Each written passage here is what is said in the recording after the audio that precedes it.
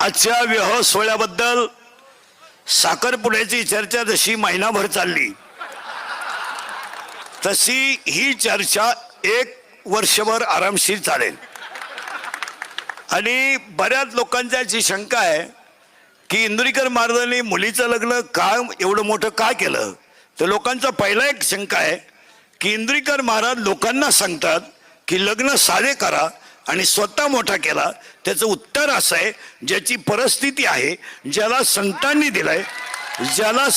दिलाय आणि ज्याच्यावर ज्ञानोबरायाची कृपा आहे त्याने जरूर करावं। पहिली शंका आहे।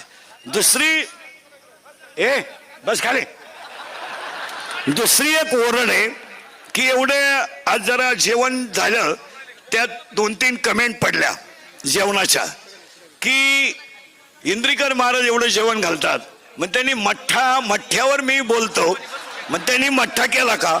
तर पहिला प्रश्न तो मेठ्ठा मी माझ्या सगळ्या कार्यक्रमातून वजा केला, म्हणजे त्याच्याबद्दल बोलायचं तुम्हाला राईट नाही। दुसरी गोष्ट, बऱ्याच लोकांनी गुलाबजामुनची चर्चा केली, तो लांब असावा। मी गुलाबजामुन केलाच नाही, हा दुसरा मुद्दा केला। तिसरा मुद्दा असा होता लोकांचा की बऱ्याच आज दिवसभर ओरड होत्या की तिसरी गोष्ट अशी होती महाराष्ट्रीयन जेवण असावं। लोकांनी तसं काय केलं तर रात्री सकाळी आणि आत्ता आपण जे जेवण केलंय, आम्ही शुद्ध सात्विक वारकरी माणसं आहोत, आम्ही महाराष्ट्रातली आहोत, छत्रपतीच्या रक्ताची आहोत, आम्ही दुसरं पदार्थ खाऊ शकत नाही। हे पहिली गोष्ट आहे। मग बऱ्याच लोकांची उद्या एक शंका राहील की ह्या माणसाने एवढा कार्यक्रम मुलीचा का केला।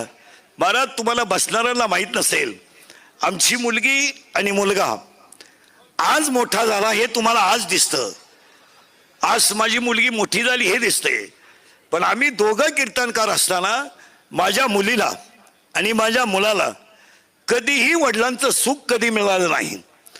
3 महिन्याची माझी मुलगी असताना दुसऱ्याच्या घरामध्ये ठेवून आम्ही कीर्तन केली। माझ्या मुलांनी 10वी पर्यंत आत्तापर्यंत त्यांची वडिलांचा संपर्क कधी आला नाही। तुम्हाला पाहायचंच असेल तर शास्त्री बसलेले आहेत। माझा स्वतःचा मुलगा नामदेव शास्त्रींकडे शिकायला आहे,